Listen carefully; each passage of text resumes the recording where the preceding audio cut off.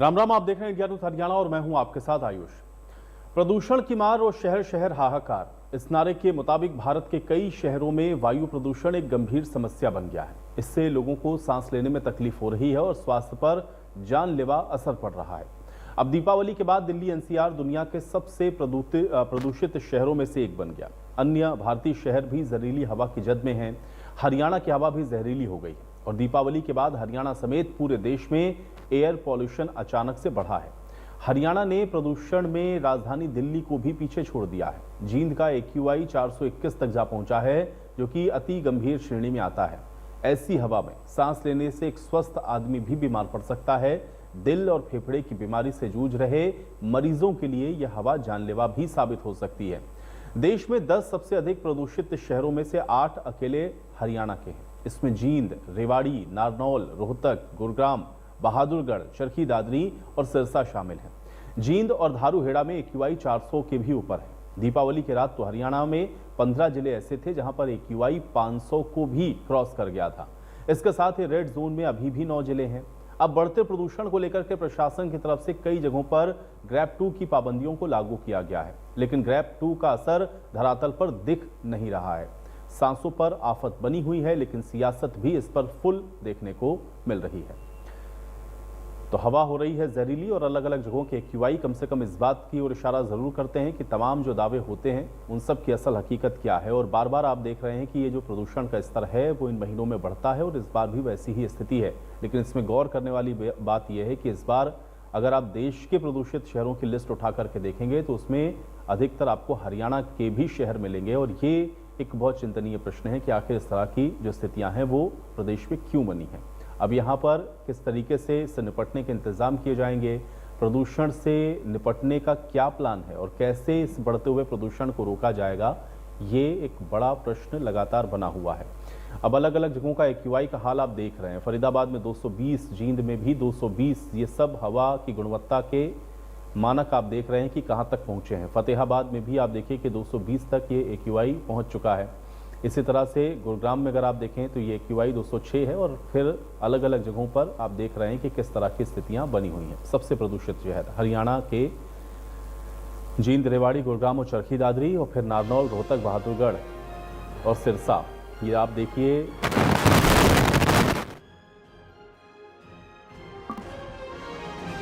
ऐसे इसमें आप कह सकते हैं कि शहर हैं जो कि हरियाणा के हैं। तो राजधानी दिल्ली और NCR समेत अगर आप देखेंगे तो 10 सबसे प्रदूषित ये जो इलाके हैं उनमें से 8 हरियाणा के हैं, जहां पर ये प्रदूषण का स्तर बेहद गंभीर श्रेणी में पहुंच गया है। जींद की स्थिति आप देख रहे हैं कि किस तरह की बनी हुई है। रेवाड़ी, जींद, गुरुग्राम, चरखी दादरी ये सर्वाधिक प्रभावित है। नारनौल, रोहतक, बहादुरगढ़ और सिरसा में भी प्रदूषण का जो स्तर है वो काफ़ी खराब श्रेणी में है। और इसलिए ये चिंता का विषय है कि आखिर क्यों प्रदूषण की जो मार है वो हरियाणा में पड़ी है और क्यों ये कम नहीं हो रही। अब पानीपत का AQI 246 है, रोहतक में 235 है, ये सब खराब श्रेणी में है। सोनीपत में 229, यानी 200 से 300। जो दूसरा आप एक तरफ देखिए मीटर जो आपको दिख रहा है उसमें क्या पैमाना होता है उसको आप अंदाज़ा लगा सकते हैं। कैथल में 227, यानी कि ये भी खराब श्रेणी में है। यमुनानगर 225 खराब श्रेणी। कुरुक्षेत्र में 224, ये भी खराब श्रेणी में आता है। और करनाल में है 223, ये भी खराब श्रेणी में है। फरीदाबाद में 220, ये भी खराब श्रेणी में है। और जींद 220, ये भी खराब श्रेणी में। फतेहाबाद 220, ये भी खराब श्रेणी में। और गुरुग्राम 206, ये भी खराब श्रेणी में आता है। पलवल में 198, ये मध्यम से खराब के बीच में, क्योंकि 200 से 300 के बीच खराब श्रेणी। अंबाला 192, चरखी दादरी 191, ये सब बॉर्डर लाइन पर हैं और उनको आप खराब श्रेणी में ही मान के चल सकते हैं। हिसार 190, भिवानी 189, यानी कि 50 से 100 अच्छा और असंतोषजनक एक भी आपको जिला इसमें नहीं दिख रहा है जहां पर आप ये कहें कि एयर क्वालिटी इंडेक्स ठीक है।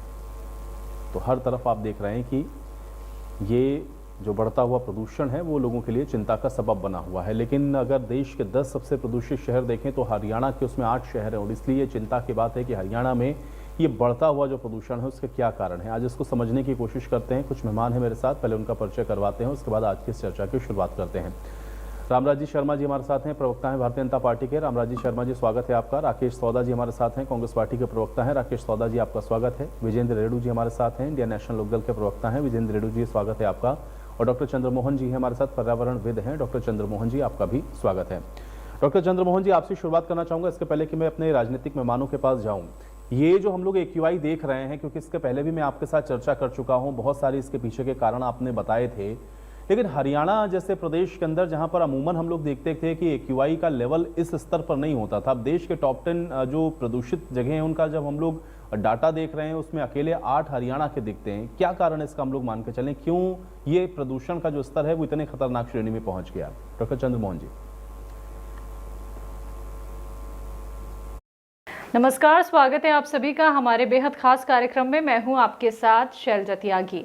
दर्शकों, हकीम साहब के आदेश अनुसार जिस तरह से एक मुहिम की शुरुआत की जा रही है, हम मिलने आ रहे हैं आपके घर, आपकी सेहत का हाल जानने। तो आज भी सेहत और जिंदगी की पूरी टीम पहुंची है पानसरा गांव में, जो हरियाणा के पास पड़ता है। और आज हमारे साथ खास बातचीत के लिए, अपनी सेहत का हाल बताने के लिए मौजूद हैं कमलेश जी।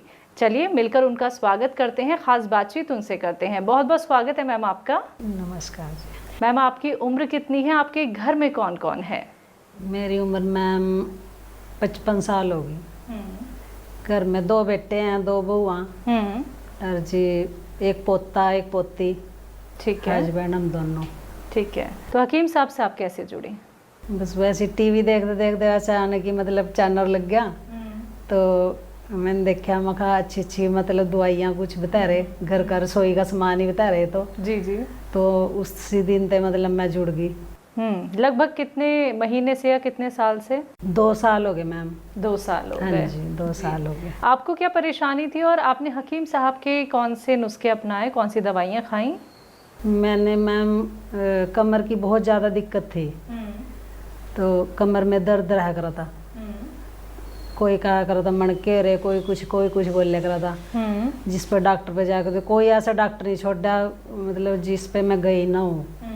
तो मैंने सोचा, मैं कहा चल जी ये इतनी दवाइयाँ बता रहे, मैं कहा मैं भी देखूँ। बिल्कुल। फ़ोन करके फिर मैंने फ़ोन मिलाया, मैंने शुगर भी है मैम। फिर मैंने शुगर के बारे में पूछा, उन्होंने फिर कहा अभी डी केयर कैप्सूल हैं। कमर की दिक्कत के बारे में फिर मैंने पूछा उनको, डॉक्टर से, मतलब